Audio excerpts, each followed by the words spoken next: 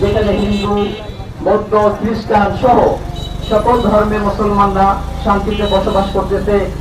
এটা অন্য কোনো দেশে এরকম সুন্দর দৃষ্টান্ত নজির কোথাও পেশ করতে পারবে না, ঠিক কিনা বন্ধুরা আমার?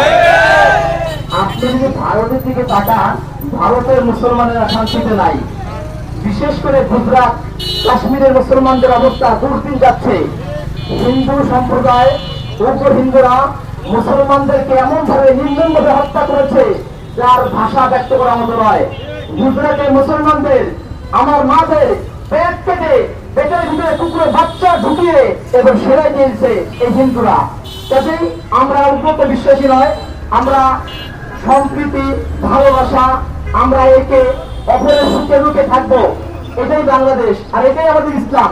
এটাই আমরা এভাবে ধারণ করি, যেখানে আমরা জুলুম, নির্যাতন এর পক্ষে ছিলাম না, এখনো নেই, ভবিষ্যতে